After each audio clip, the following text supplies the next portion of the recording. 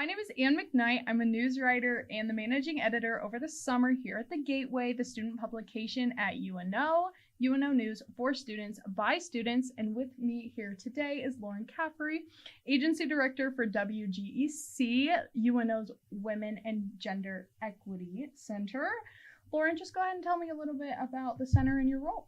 Yeah, so I have been with WGEC since January of 2025, and then I became director in an official capacity October of 2025 and have been in that role since. WGEC is an agency here on campus, a part of student government, and we provide resources for all students, a part of our essential supply program. So it's going to be sexual health resources, menstrual health resources, and parenting resources. And we distribute those through the food pantry. And we're also well known for our distribution of Plan B, which we distribute through our office. We have events every year. Some reoccurring events are the Clothesline Project and Take Back the Night that we're really well known for. Yeah, we love to be a part of the student body, and we consider ourselves advocates for student rights and well-being. We've had a couple reporters talk with you in WGEC. You've been in the news a little bit on campus, you could say. Do you want to just give us a little feel for where the news picked you up? So what happened maybe earlier this year that changed the track for WGEC? Yeah, absolutely. So WGEC and student government as a whole has seen a lot of changes in the past year. I think a large part of this is just due to every year, every couple of years, you have a whole new round of people who are a part of it. And so things change, people do things differently. And so as a whole, SGA has been a lot more policy oriented. And so in terms of being in the news recently with the Gateway, there's been a lot of conversations and debate around our distribution of Plan B. And so that kind of started, I'd say late March is when we were told about a new policy that SLI created. And then from there, we made a resolution, and I interviewed with the Gateway, and so you'll see, if you've seen the Gateway, with me on the cover with Plan B. It's actually, if you want to grab it, it's right behind you. Oh my gosh, yes. So yeah. Popular face. My hair's in a ponytail, but it's me, and I have different glasses. So I was actually there at Take Back the Night, and we kind of talked, and I talked with some of your members, and especially like your board members. And I remember you were in the throes of the start of this resolution. You just kind of heard back from student government, and you had just gotten that hard news that things were going to start changing. What was your initial reaction hearing that, and how did your team react? Yeah, I think so. When I first was told about it, it was just me and Colby, and we were having like our regular like one-on-one check-in that we were supposed to do monthly, and I had led most of the meeting of like updates on our organization, like this is where we're at, this is what we need. And so then once we finished with that, Colby was like, I have something else to tell you. I was like, oh, okay. And so then that's where he pulled out the policy, he read it out to me, and I don't know, I felt a lot of different things in that moment. I almost shut down in a way. Like I knew that I was in a space that I needed to not really act on emotion. And so I, of course kept it professional, and I was just like, okay, thank you for letting me know. You'll hear back from me shortly because I'm going to follow up with some questions. But then on a personal level, I, myself and the board, I think a big emotion we had was frustration and anger. It's something that WGEC, since we were created, back in the 70s, we've always been under fire in some way, shape, or form. There's always going to be either a controversy or like a topic of debate. And so it's something that, it's not surprising, but it still impacts us, and it's still very frustrating. And for our specific group, in the past 2 years alone, we went through the audit where we were not allowed to distribute any products for, what was it, I think 6 months. It was like a semester and a half, so fall into spring when I started, 2025. And so there was that, and that was a huge thing for our board, and kind of a lot of feelings of like helplessness, of like, okay, we can't distribute products, like what can we still do? And just feeling like the people who are supposed to be supporting us are the people who are against us.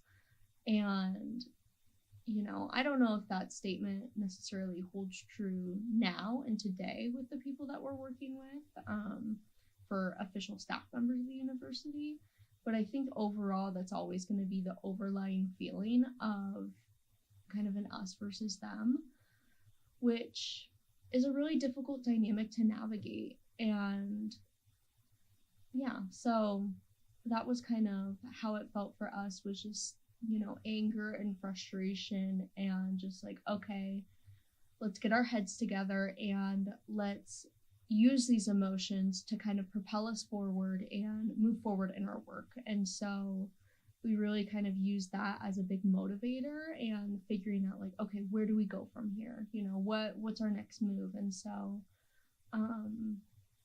that was kind of how we were feeling, I think.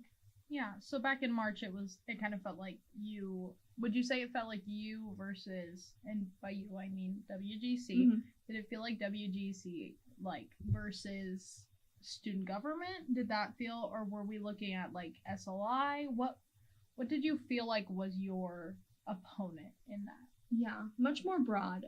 Usually, like I would say it's much more students versus staff in a way. Or I don't know, because that's where I feel like it's kind of changed over the years, is I think in the past there's been the presence of specific staff members and their actions. And you can, look into all of that in like previous Gateway articles from WGEC. But I think now it's just more so the university as a whole versus students. And so staff members are representatives of the university. And so kind of navigating that, because, we don't exist in a vacuum, and, we're facing these same things that almost every other public university in the US is facing as well.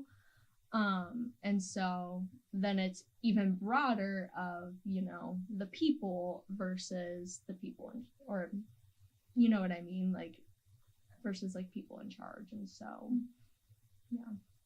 So since we're looking down the barrel at, Plan B kind of being outlawed, so to speak, for you guys on campus, that you wouldn't be able to distribute it out of your office like you've been doing, how do you think that will affect the students, not even just the ones that are going to come to you, but the ones who know WGC as the place to get supplies, whatever that means, if it's just any kind of resource that they may need, whether that's sexual health or parenting or whatever the thing is? How do you think this is going to affect them?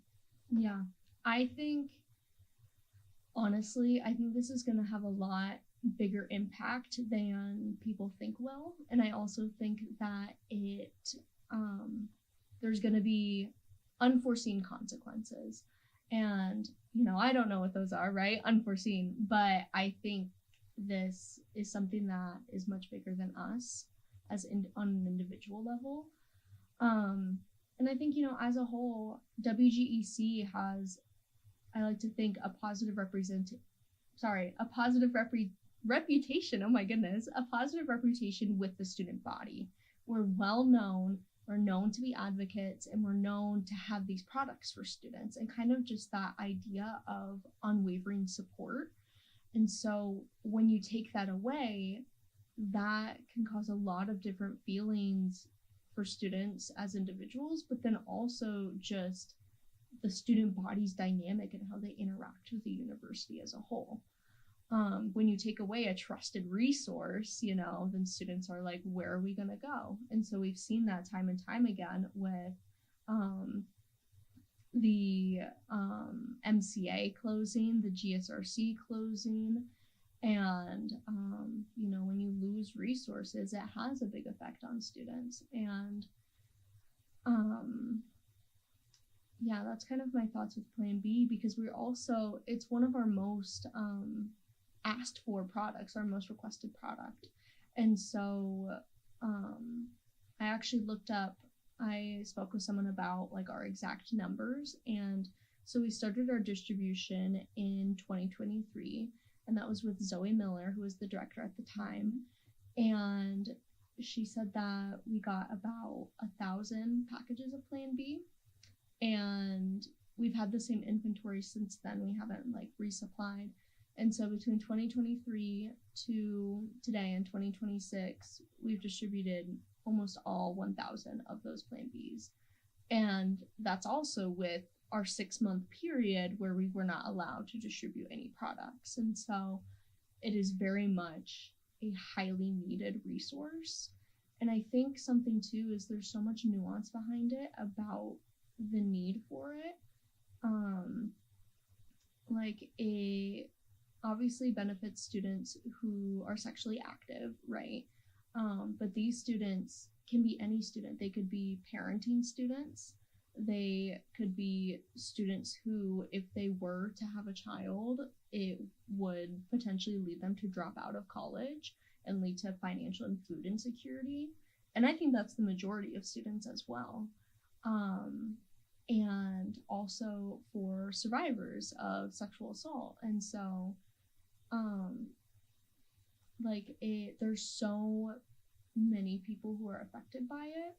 And also the fact of Plan B is that any student can pick up Plan B. Like we don't ask questions, right? And so, if someone, they can get Plan B from us and then, do whatever they want with it, right? And so maybe they give it to someone else. Which that, what a person individually does with products they receive from the university, from any, office or organization, that's their business, and we can't control it outside of that. But it's the same concept of like, if a cisgender male student who doesn't menstruate wants to get pads and tampons from the food pantry and give them to the cisgender women in their household, then by all means, right? It's a resource and it's meant to be used. And so I think that's kind of the big thing, is also the cost of it. It's Plan B can cost anywhere between $50 and $100, and as college students, most of us don't have that money. And especially like if you are someone who's sexually active, like that's usually not like a one-time thing either. And so you might, you're gonna need access to sexual health products, whether that be emergency contraception or condoms, lubrication, pregnancy tests, anything of that type of product. You're gonna need those more than once. And so that's kind of the other thing too, is just the relief that it provides for students. Yeah, you said it was a trusted resource. Mm-hmm. And I kind of want to roll the clock back a little bit. For sure. You said how it's also a resource for those survivors. I remember at Take Back the Night, there was emphasis on survivors, not victims. Mm-hmm. But even just looking at Take Back the Night or other events or tabling you may do, in the past, you've had that resource. Take Back the Night, Plan B was given freely. That was, a resource that anybody had access to. There were no questions. There was no tell us why you need it or you need to ask for permission. It was there, open. It was a trusted resource. And if you do that event again, this coming academic year, that may not be, it looks like that could not be an option for you, having that just open and out in the air for whoever needed to take it. So I just kind of want to get an idea of how you're, as a team, And I mean, you have some time left, a little time left, but you're, of course, going to stay involved. Yeah. Because that's your heart for this. How are you and your team looking ahead to keep that like line of access open for students or anyone who needs access to Plan B or any of those products? What's your future goal? What are you thinking about? Yeah, absolutely. I think, always ultimately the goal is going to be to have Plan B back on campus. Whether or not that's a realistic and tangible goal, probably not with, the policy being created. But that's always going to be where our mind and heart is at, is for students to have access in the way that serves them best. And, with this policy, if students can't have access on campus, then let's find us an alternative solution. So at least there's something somewhere for students to go to. And so what we're thinking now is working with and this was actually something that SLI proposed to us, and they said they had started working on, was local pharmacies and partnering with them and seeing if they would be willing to get our remaining inventory of Plan B, and then essentially students would be able to go to that pharmacy, show their math card, and then get their Plan B for free. And so that's something that we're working towards and hopefully will work out and be a thing. But no matter what happens, we're always going to be working towards how can we make this the best, most accessible way for students to receive this resource. And so, yeah, definitely always going to be working towards like improving it. If like we start that and then say like there's a major barrier that students are facing, maybe it's transportation, or maybe it's the quantity that they can get at one time, or whatever things may arise, that'll be something that WGEC and student government will work towards, finding ways that we can best serve students.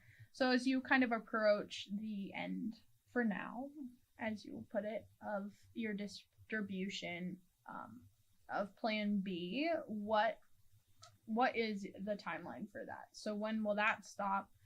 And obviously your creative minds are still moving. Yeah, for sure. So based on that policy that SLI made, we are not allowed to distribute anything after June 30th. Hopefully things as soon as possible will have that alternative solution of students having access off campus, because those conversations like have already been started and whatnot. And so I'd like to think that would be like July 1st at the earliest, but maybe more realistic might be like mid-July. Mm-hmm. But something too is that we are on our Instagram are going to highlight, what are the local resources. And so there's an organization some people might be familiar with called Access Granted. And so we have gotten some of our other products from them, but they also happen to distribute Plan B, and they have different vending machines all around the Omaha Council Bluffs metro area. And they are at many different like local businesses, and how it works is you go up to the vending machine, you say you want a Plan B, and then you're able to get it.